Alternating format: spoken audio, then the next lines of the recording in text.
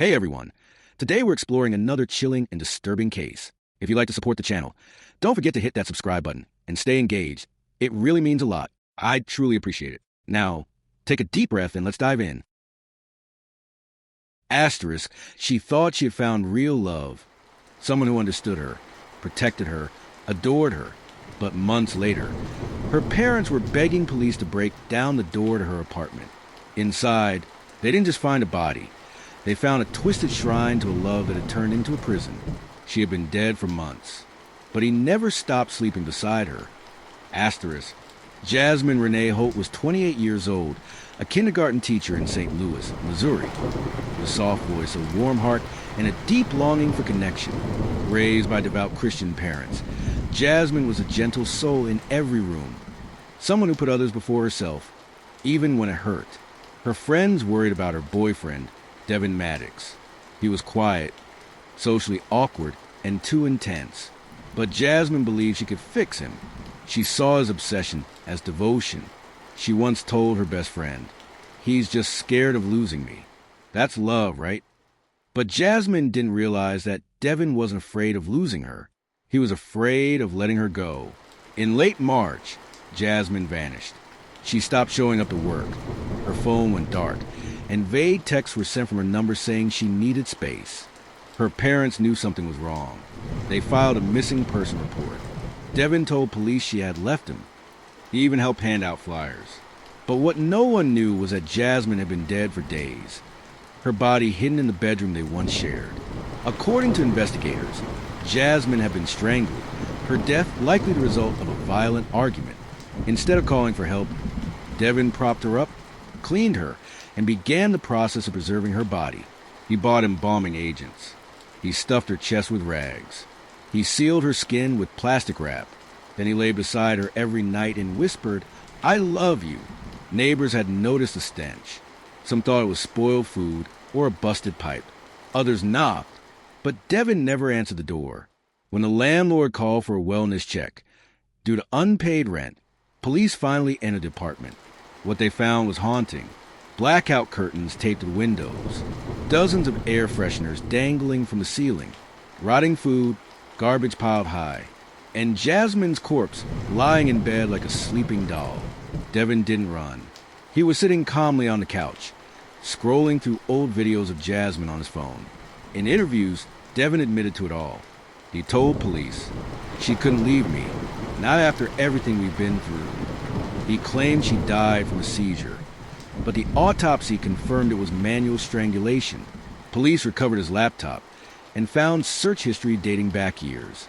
How to preserve a body at home, DIY embalming techniques, sleeping beside a corpse, taxidermy for beginners. This wasn't spontaneous. It was premeditated madness. The story rocked the entire community.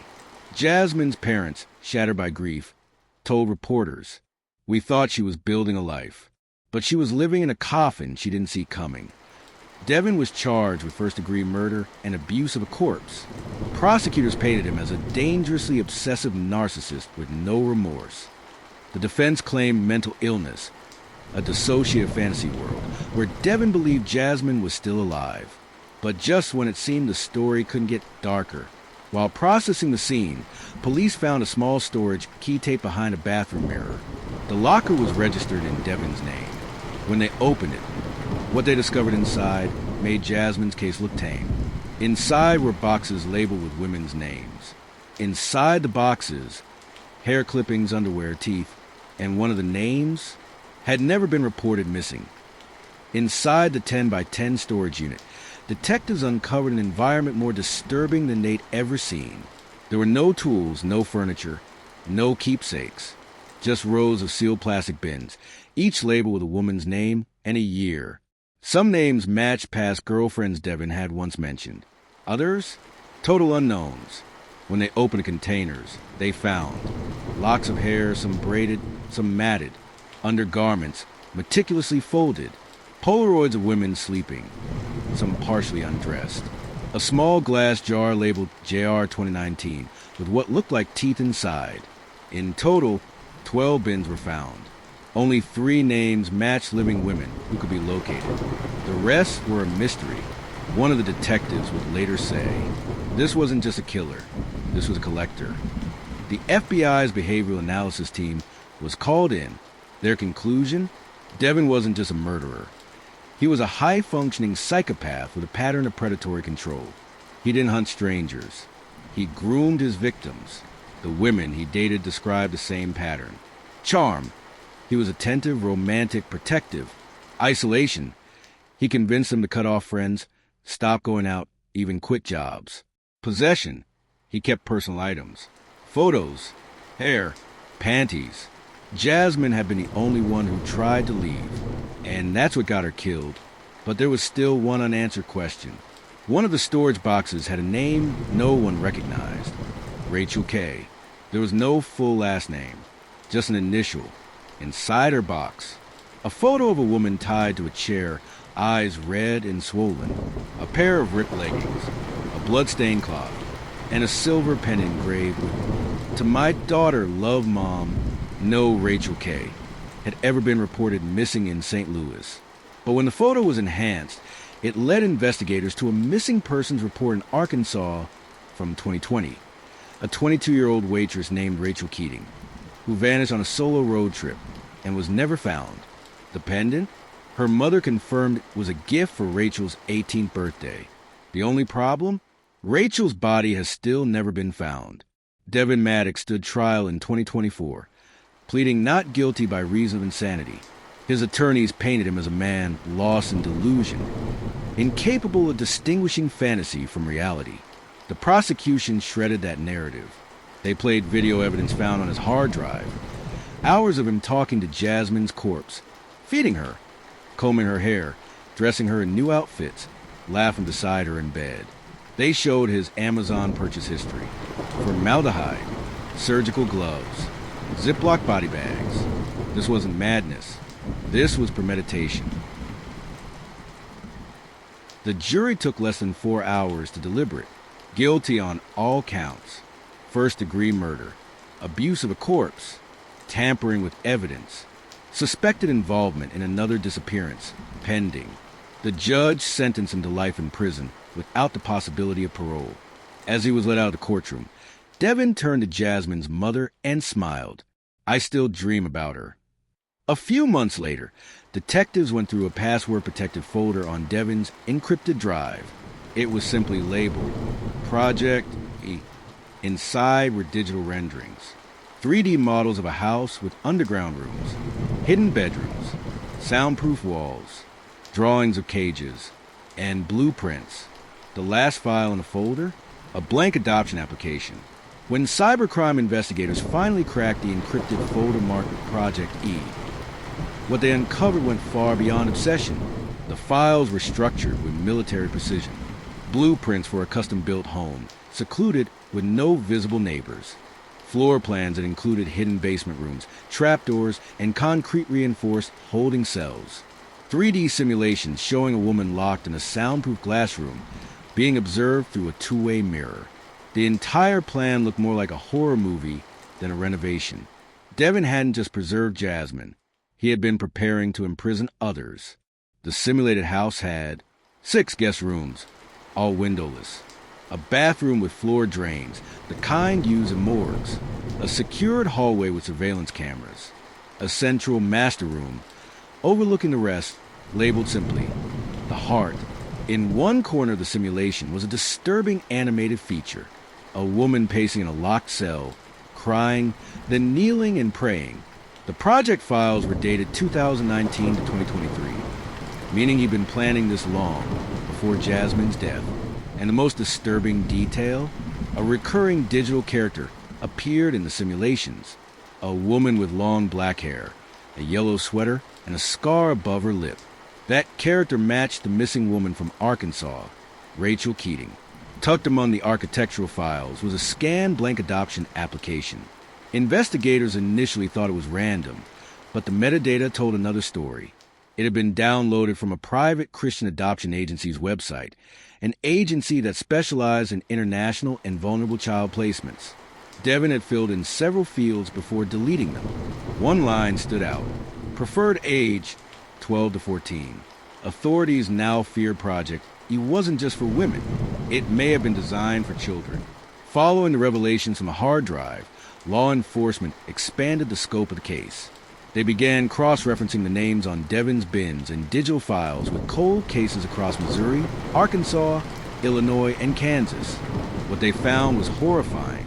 3 women listed in his files had gone missing between 2016 and 2020. None had bodies recovered. All had reported dating someone online before disappearing. In each case, the last known contact was through a fake profile named Eli Maddox. That alias, it had been linked to a burner phone registered to Devin.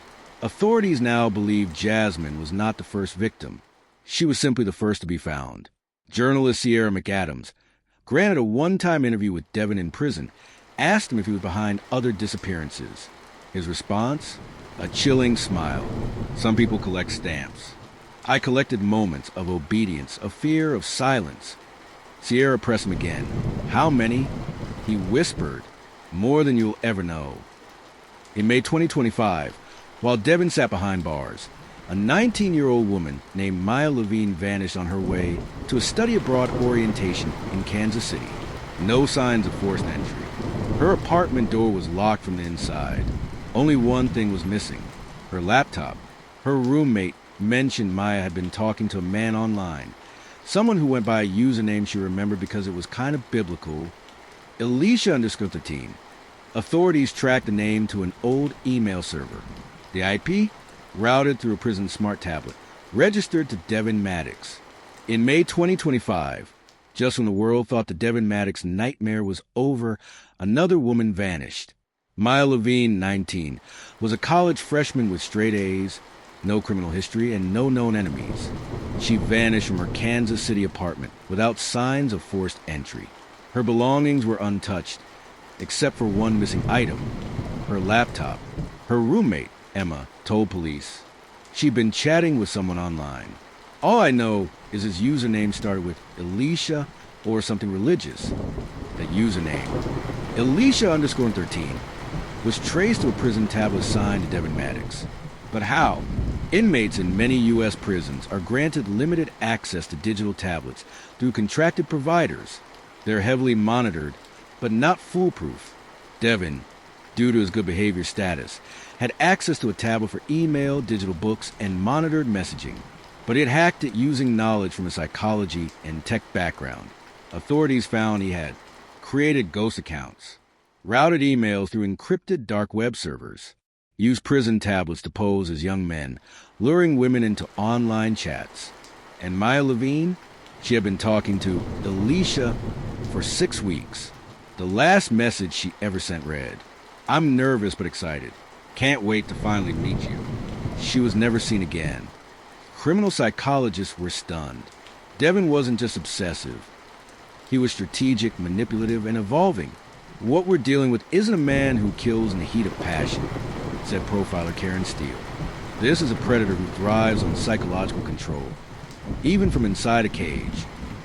In fact, investigators uncovered 3 other women who had received messages from Alicia_13, all of whom reported the conversations grew romantic and possessive. One of them described it as, like he already knew everything about me, like he'd studied me, and perhaps he had. In a shocking twist, cybersecurity teams uncovered that Devin had a presence on the dark web under the alias Heart Host. He participated in forums centered on surveillance fetishism, forced relationship roleplay, and even DIY dungeon construction. But it gets worse. Devin wasn't acting alone. He had followers, men who looked up to him, treated him like a prophet. One forum even referred to him as the architect. Among them was a 27-year-old man in Illinois named Nathan Poe, who posted blueprints nearly identical to Project E and whose basement was under renovation. Nathan was arrested on June 9, 2025. Inside his home, police found 2 soundproof chambers, a list of usernames from Devin's forum, and a map with a red circle around Kansas City, dated the day before Maya disappeared. Devin was no longer just a killer. He had become a leader of a cult-like digital underworld, one that glorified control, obedience, and psychological torture. Law enforcement now fears that more women may be missing. Devin's blueprints may have been shared with dozens of followers, and there could be other storage units, other projects, and other houses already built. We thought we buried a monster, one FBI agent said, but what we did was give him a throne. Just when things couldn't get darker, the public received a shocking broadcast. Jasmine Holt's twin sister, Jada, appeared on a true crime podcast to break her silence for the first time. And with tears in her eyes, she said something that left listeners stunned. Asterisk, he didn't just destroy my sister. He tried to take me too. And I never told anyone, but he still sent me letters from prison. Asterisk, 6 months after Devin Maddox was sentenced to life without parole, Jada Holt, Jasmine's identical twin, received a letter in the mail. No return address. No name on the envelope.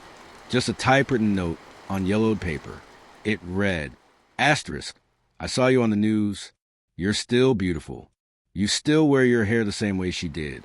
I wonder if you still sleep with the fan on, like she used to. I still remember her scent. But maybe I remember yours too. Asterisk, Jada froze. She hadn't spoken publicly until then. She hadn't even shown up to Devin's trial. But the moment she stepped into the public eye, he found her. Over the next 3 weeks, Jada received 4 more letters. Each one grew more specific, more unnerving. The second included a drawing of a house, almost identical to Devin's infamous Project E blueprints, but labeled Project J. The third referenced childhood memories only Jasmine would know, suggesting that Devin had either hacked Jasmine's old accounts, or worse, recorded their private conversations.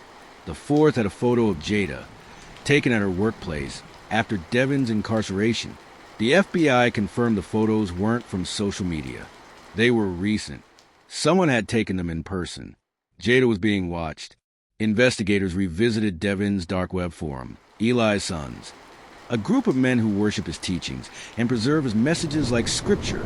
Devin had left behind pre-written scripts, including detailed instructions on how to follow, photograph, and psychologically manipulate targets, lists of phrases to use in letters to simulate intimacy, and a chilling directive titled, If Jasmine Fails, Jada Will Do.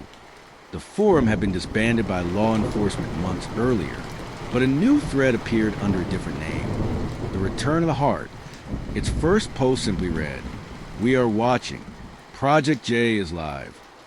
On June 29, 2025, a 32-year-old man named Brian Kessler was arrested outside Jada's apartment building. He was found crouching in the bushes at 3:42 a.m., holding a burner phone, a taser, and a packet of Devin's letters. When questioned, Brian told police, She was ready. Devin said the time had come. He chose me to finish what he started. It turned out Brian was one of Devin's disciples, part of a new wave of followers who believed Jada was destined to complete the cycle. Even behind bars, Devin had orchestrated a campaign of stalking and psychological warfare. After Brian's arrest, prison officials conducted a surprise raid of Devin's cell. What they found was alarming. Over 60 handwritten letters, pre-addressed to women across the country. A coded journal filled with names, dates, and phrases that FBI linguists believe were commands for followers. A prison-issued tablet, wiped clean. And one final message, etched under his bunk with sharp object. This body is mine, but my will lives in many. The prison warden issued a formal statement to federal law enforcement. He is no longer just a prisoner. He is a node, a signal, and others are listening. The FBI cyber team uncovered one last file on Devin's original hard drive, a file buried under layers of encrypted code. It was labeled The Bride. When opened, it displayed only a black screen and a countdown timer, set to reach 0 in 30 days. Authorities still don't know what it's counting down to, but a forensic coder found a single hidden line of metadata embedded in the file. Asterisk, she will be taken, just like the first. The heart lives on. Asterisk, the file titled The Bride, discovered on Devin Maddox's original hard drive, displayed only a black screen and a countdown timer, set to expire in 30 days from the moment it was decrypted. There were no photos, no audio, no code strings visible. But embedded deep in its metadata was a message. She will be taken, just like the first. The heart lives on. Cyber forensics tried to disable it. They failed. So now the FBI had 30 days to stop whatever was coming. But they still didn't know one thing. Who was the bride?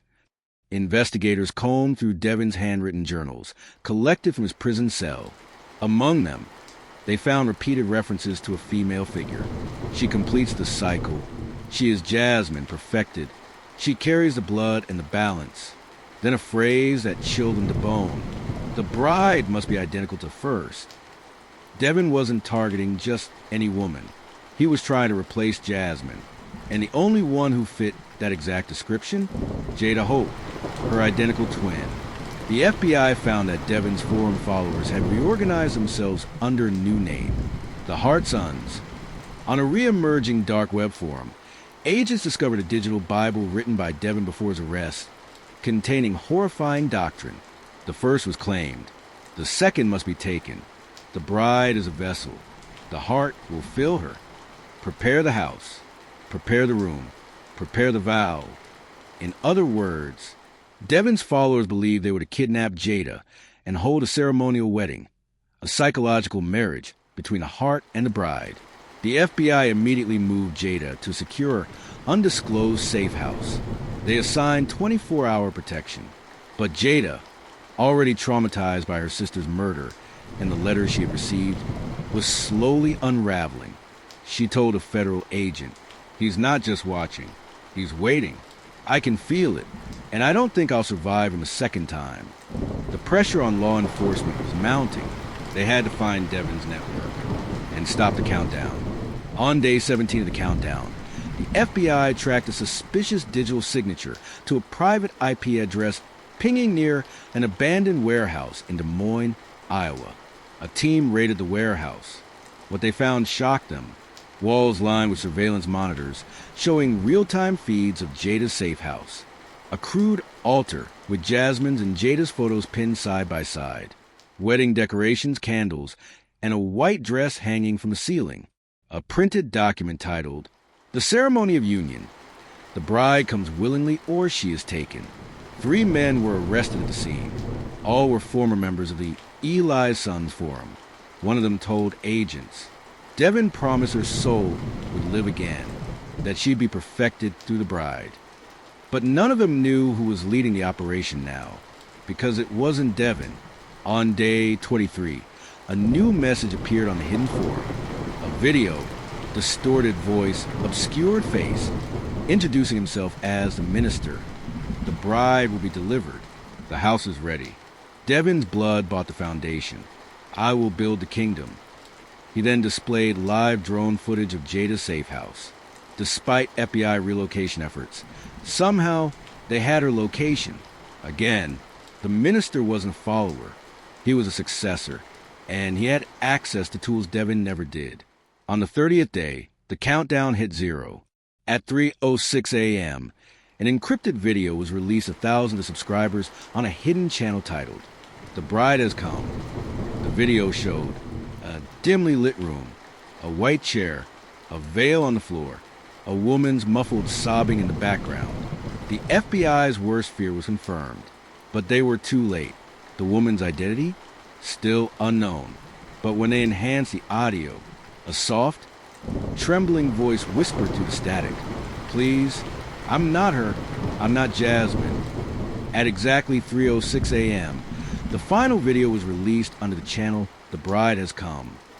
The footage was grainy, nearly pitch black. A white veil on the floor. A woman sobbing echoing in the background. Flickering candles. And a whisper, "Please, I'm not Jasmine." The FBI scrambled to locate the source of the stream. At the same time, Jada Holt's safe house was evacuated. But when agents arrived, they made a horrifying discovery. Jada was still there, alive, unharmed, confused. The woman in the video wasn't her. Within hours, facial recognition specialists were working on the blurry frames from the video.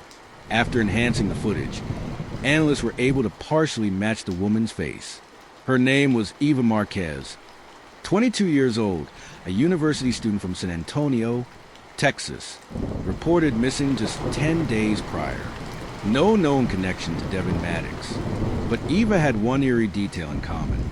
She looked almost exactly like Jasmine. Same skin tone, same face shape, same hairstyle. She wasn't Jada. She was a replacement.